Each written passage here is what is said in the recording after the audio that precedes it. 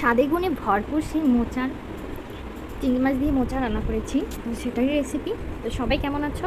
আশা করি ভালো আছো। তো এখানে মোচাটা আগে থেকেই কেটে সিদ্ধ করে রাখা হচ্ছে নুন হলুদ দিয়ে। এবার ফ্রাই প্যানে সোজা রান্নায় চলে গেলাম। ফ্রাই প্যানে তেল গরম করে একটু জিরে তেজপাতা ফোড়ন দিলাম। তো তেজপাতা ছিল না, এর জন্য আর দেইনি।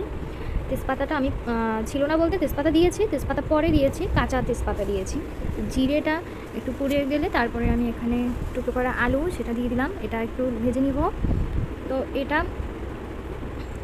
এটা ভেজে নিচ্ছি। এখানে সামান্য পরিমাণে একটু লবণ আর একটু হলুদের গুঁড়ো দিলাম।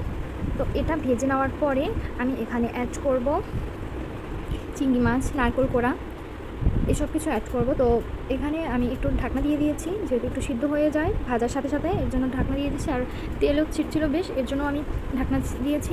তো এটা মোটামুটি আমার ভাজা হয়ে গেছে। এবারে আমি চিংড়ি মাছগুলো দিয়ে দিলাম।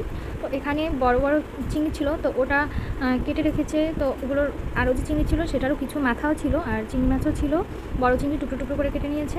তো চিংড়ি মাছটাও এবার আলুর সাথে ভেজে নিচ্ছি।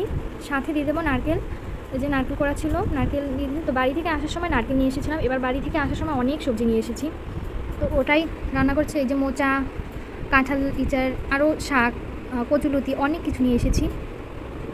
তো আমি নারকেল কোড়াটা দিয়ে একটু নেড়ে চেড়ে কিছু কাঁচামরিচ দিয়ে দিলাম। এরপরে গুঁড়ো মশলা, ধনিয়া, জিরা, হলুদ, মরিচ, লবণ এগুলো দিলাম, দিয়ে একটু কষালাম জল দিয়ে।